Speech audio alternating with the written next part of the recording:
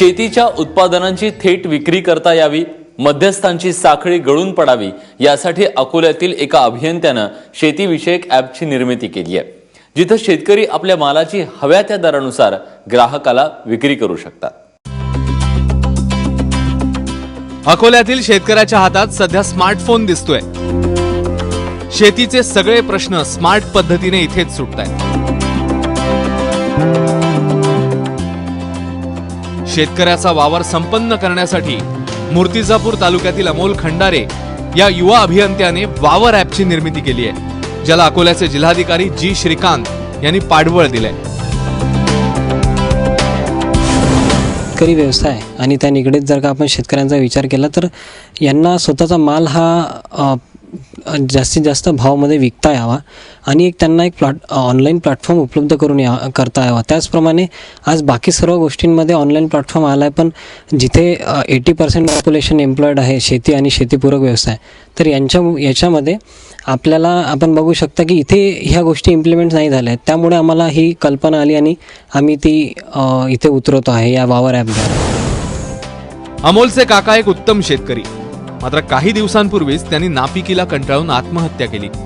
आत्महत्येची वेदना अमोलला शेतकरी प्रश्नांकडे घेऊन आली। मध्यस्थांच्या साखळीने बाजारात शेतकऱ्याची होणारी कुचंबणा पाहिली। बेभरवशाच्या बाजारावर मात करण्यासाठी त्याने थेट शेतकऱ्यांना ग्राहकांशी जोडण्याचं ठरवलं। रेल्वेत अभियंता पदावर काम करत असतानाही वेळ काढून त्याने वावर ॲप तयार केलं। रब्बीतील पिकं बाजारात आल्यावर शेतकरी ग्राहकांना या ॲपचा वापर होणार आहे। विचार आला की हे शेतकऱ्यांचा माल मग ऑनलाईन पद्धतीने काय आपण घेता काय येत नाही, हा विचार केला असता एक वावर अशा नावाची आपण ॲप्लिकेशन तयार केला। कारण प्रत्येक वर्षी आपण फक्त 3 दिवस हे प्रदर्शनी ठेवतो शेतकऱ्यांच्या शेतमालाचं, परंतु ते 365 दिवस असावा आणि 24 तास हे असावा, म्हणून आपण हे वावर हा प्लॅटफॉर्म उपलब्ध करून दिला। पहिल्यांदाच आपण महाराष्ट्रामध्ये आपण एक जिल्हा प्रशासनाने केलेला पहिला पाऊल आहे। अकोल्यात दरवर्षी थेट शेतकरी ते ग्राहक कृषी प्रदर्शन भरतं, जिथे हजारो क्विंटल धान्य आणि शेतमालाची विक्री होते। मात्र इथे आलेले अनेक ग्राहक वर्षभर थेट शेतकऱ्याकडून शेतमाल मिळावा असा आग्रह धरतात। हेच पाहून जिल्हाधिकारी जी श्रीकांत यांनी हे ॲप लोकांपर्यंत पोहोचवण्याचं ठरवलं आणि याचं लोकार्पण झालं। गुगल प्ले स्टोअरवर हे ॲप शेतकरी ग्राहकाला मिळणार आहे।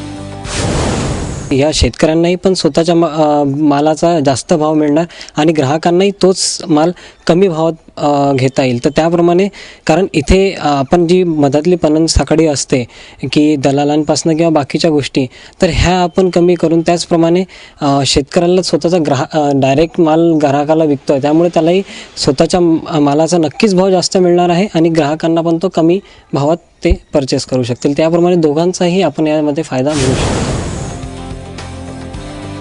शेतकरी या ॲपवर आपल्या शेतमालाची मोफत जाहिरात करतील, त्यावर शेतमालाचे फोटो, त्याचा दर आणि संपर्क क्रमांक टाकतील। ज्या ग्राहकांना शेतमाल हवाय ते शेतकऱ्यांशी संपर्क करतील आणि शेतमालाची खरेदी होईल। याचा सर्वाधिक फायदा फलोत्पादक शेतकऱ्याला होणार आहे। इथे प्रत्येक शेतकऱ्याला त्याच्या मालाचा दर ठरवण्याचा अधिकार आहे। याशिवाय शेतीविषयक विविध योजना, कीड रोग आणि त्यावरील उपचार पद्धती सोबत बेरोजगार तरुणांसाठी नोकरीचं पोर्टलही इथे असणार आहे। याचा आम्हाला फायदा होणार आहे।